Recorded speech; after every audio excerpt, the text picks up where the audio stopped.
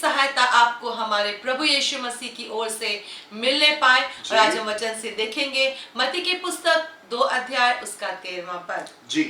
उनके चले जाने के बाद प्रभु के एक दूत ने स्वप्न में यूसुफ को दिखाई देकर कहा, उठ, उस बालक को और उसकी माता को लेकर मिस्र देश को भाग जा, और जब तक मैं तुझसे ना कहूँ तब तक वहीं रहना, क्योंकि हेरोदेस इस बालक को ढूंढने पर है कि उसे मरवा डाले।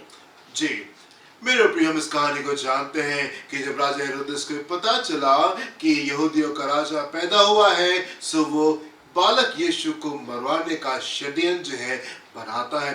पर परमेश्वर का धन्यवाद जो कि सपने में यूसुफ के पास में एक स्वर्गदूत को भेजते हैं, और स्वर्गदूत जो है उनको बता देता है यूसुफ को कि राजा हेरोदेस जो है उस बालक को मारना मांगता है, तो तुम उठ करके मिस्र देश चले जाओ। और हम देखते हैं इस तरीके से बालक यीशु जो है वो बच जाता है। मेरे प्रियो, मैं आपको बताना चाहता हूँ कि जब कभी परमेश्वर आपको आशीष देते हैं, जब कभी वो आपके जीवन में खूबसूरती को ढेलते हैं, आपको ब्लेस करते हैं, शैतान आता है, दुष्ट आता है उस आशीष को चुराने के लिए। जब कभी परमेश्वर आपको आशीष देते हैं, जब कभी परमेश्वर आपको चंगाई देते हैं, दुष्ट आते हैं उस चंगाई को चुराने के लिए। जब कभी परमेश्वर आपको छुटकारा देते हैं, दुष्ट उस छुटकारे को चुराने के लिए आता है, दुष्ट उस आनंद को चुराने के लिए आता है, दुष्ट उस शांति को चुराने के लिए आता है जो कि प्रभु ने आपको दी है, और दुष्ट उस उद्धार को चुराने के लिए आता है जो कि परमेश्वर ने आपको दिया है। मेरे प्रियो, बहुत आवश्यक है कि हम एक अच्छी आदत को डालें, और वो ये कि हम परमेश्वर की सुनने पाए। हम एक अच्छी आदत को डालें कि हम परमेश्वर की सुने,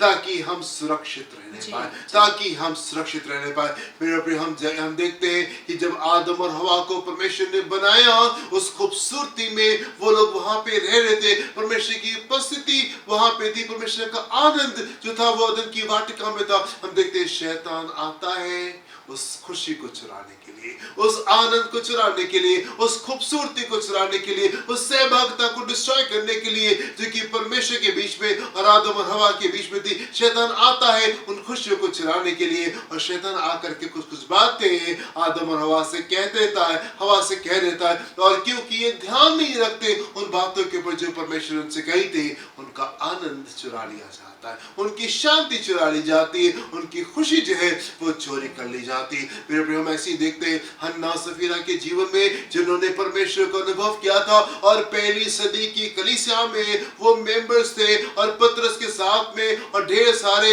परमेश्वर के जो डिसाइपल्स थे उनके साथ में वो वहां पे रह करके शिक्षा को लिया करते थे। इतने अच्छे एनवायरनमेंट में, इतने अच्छे माहौल में वो अपने जीवन को व्यतीत कर रहे थे, कितनी खूबसूरती वहां पे बह रही थी। पर शैतान आता है उस खुशी को चुराने के लिए जो परमेश्वर ने आपको दी। शैतान आता है उस आनंद को चुराने के लिए जो परमेश्वर ने आपको दिया। शैतान आता है उस उद्धार को चुराने के लिए जो परमेश्वर ने आपको दिया। और हम देखते हैं हन्ना और सफीरा जो है वो शैतान की बात को सुन लेते हैं और परमेश्वर की उपस्थिति से दूर हो जाते हैं। उन दोनों की मृत्यु वहां पे होने पाती है। शैतान आता है आपके आनंद को चुराने के लिए, आपकी खुशी को चुराने के लिए। जब कभी परमेश्वर आपको ब्लेस करते हैं, जब कभी परमेश्वर आपको आशीष देते हैं, जब कभी परमेश्वर आपको शांति देते हैं, खुशी देते हैं, बड़े काम को आपके जीवन में करते हैं, शैतान आता है उस आनंद को चुराने के लिए। मेरे प्रिय, हमको एक अच्छी आदत डाल लेनी है, हमको एक अच्छी आदत डाल लेनी है, और वो ये कि हम परमेश्वर से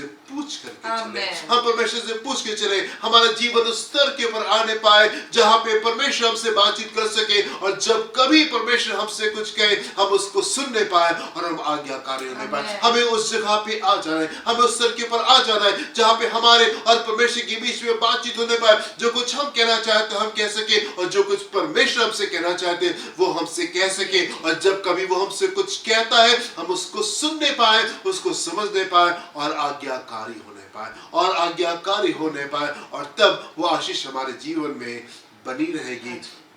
मेरे प्रियो, हम देखते हैं दाऊद के जीवन में। प्रभु परमेश्वर ने दाऊद को बहुत आशीषित किया था। दाऊद राजा हो चुका है, चीजें उसके जीवन में खूबसूरत है, पर शैतान का कार्य जो है वो दाऊद के जीवन में अभी खत्म नहीं हुआ है। दाऊद जो सिंहासन के ऊपर बैठ चुका है और काफी साल हो चुके हैं, उसके बावजूद भी हम देखते हैं शैतान का कार्य जो है वो दाऊद के जीवन में बना हुआ है, उसकी खुशी को चुराने के लिए, उसके आनंद को चुराने के लिए, उसकी शांति को चुराने के लिए, उस सहभागिता को डिस्टर्ब करने के लिए जो परमेश्वर और दाऊद के बीच में एग्जिस्ट करती है।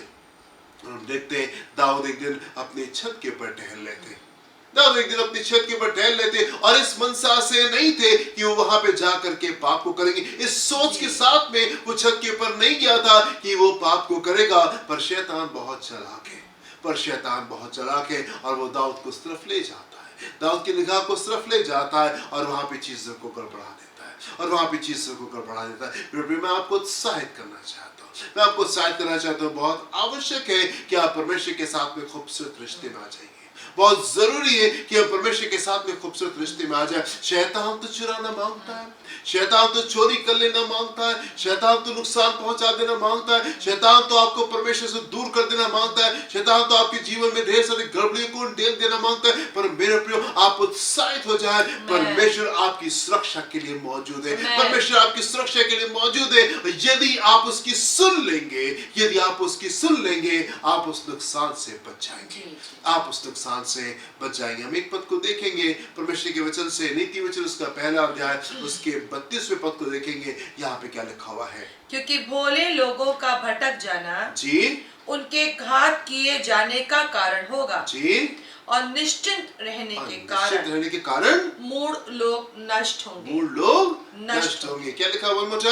क्योंकि भोले लोगों का भटक जाना। भोले हैं, नहीं जानते, नहीं मालूम है, जानते नहीं है, मालूम ही नहीं है, जाना नहीं परमेश्वर को, समझा नहीं परमेश्वर को, जानते नहीं कि हाँ शैतान जैसी कोई चीज होती है जो कि आपकी खुशियों को चुराने के लिए आती है। शैतान के कार्य करने के तरीके को नहीं समझते हैं, परमेश्वर की बात करने के तरीकों को नहीं समझते, परमेश्वर के कार्य करने के तरीकों को नहीं समझते। भोले हैं, जानते नहीं है, समझते नहीं है, सीखना नहीं मांगते। हम तो भोले। और क्या लिखा हुआ है ऐसे लोगों के लिए जो कि जानते नहीं है, जो कि समझते नहीं, ऐसे सिंपल साधारण से लोगों के लिए जिनको कुछ मालूम नहीं है, उनके लिए क्या लिखा हुआ है?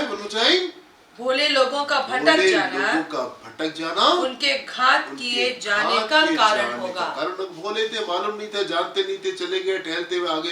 अरे हमको तो मालूम ही नहीं था कि ये नहीं करना चाहिए, हमने तो पढ़ा ही नहीं परमेश्वर के वचन में, ऐसा भी कुछ लिखा। अच्छा ये काम हमको नहीं करना चाहिए, हमको तो मालूम ही नहीं था, हम तो जानते नहीं थे। अच्छा ये वाला काम भी हमको करना चाहिए, हमको तो मालूम ही नहीं था। और ना मालूम होने के कारण हम भटक गए, नहीं जाना, नहीं समझा, हम भटक गए। और ये भटक जाना हमारे घात किए जाने का कारण हो जाएगा। नहीं मालूम है, बहुत आवश्यक है, बहुत जरूरी है कि आप परमेश्वर के कार्य करने के तरीके को समझे। बहुत जरूरी है कि आप शैतान के षड्यंत्र को समझे कि वो किस तरीके के आपके जीवन में कार्य करता है। बहुत जरूरी है कि आप समझे कि आपकी सुरक्षा कहां से आती है। बहुत जरूरी है कि आप समझे कि दुश्मनी कहां से लेकर के आता है। भोले लोगों का भोलापन, भोले लोगों का भटक जाना उनके घात किए जाने का कारण होगा।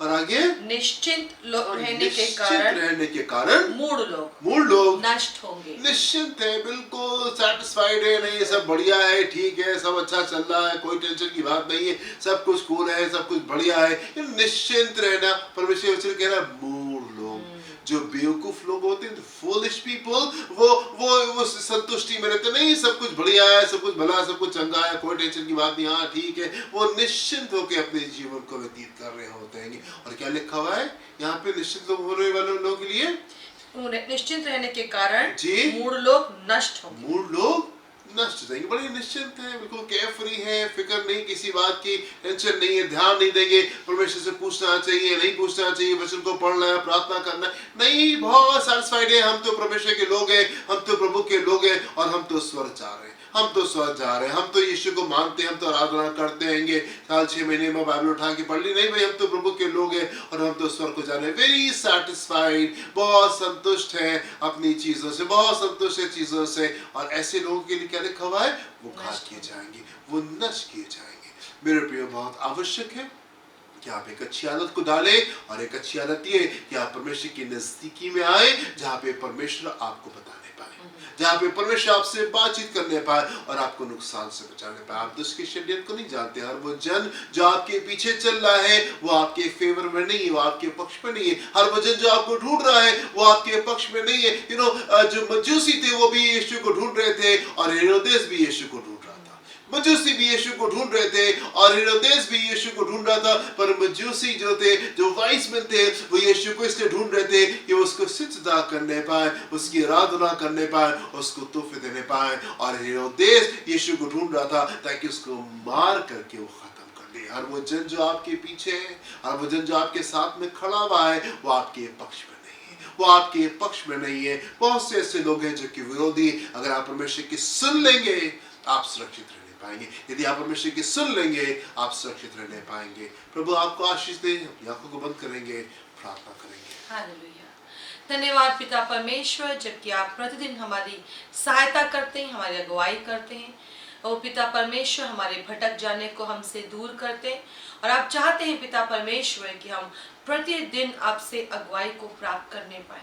और आपने हमारे लिए इन चीज़ों को कठिन नहीं रखा है, होने पाए। प्रभु हम सब लोग आपसे पूछ के, आपसे अगुवाई पाकर हम आपके मार्ग में आगे को बढ़ने पाए, ताकि हम भटके नहीं, ताकि हम नष्ट ना हो, ताकि हम घात ना किए जाएं। प्रभु हम सबकी मदद करें। आपने हमारे लिए कोई हानि नहीं रखी है, कुशलता की योजना रखी है, पर मदद करें कि हम आपसे सुनकर, अगुवाई पाकर, आपकी सहायता पाकर हम आगे को बढ़ने पाए। सदा सहायता करने वाले पिता, इस प्रार्थना को हम यीशु मसीह के नाम से मांगते हैं।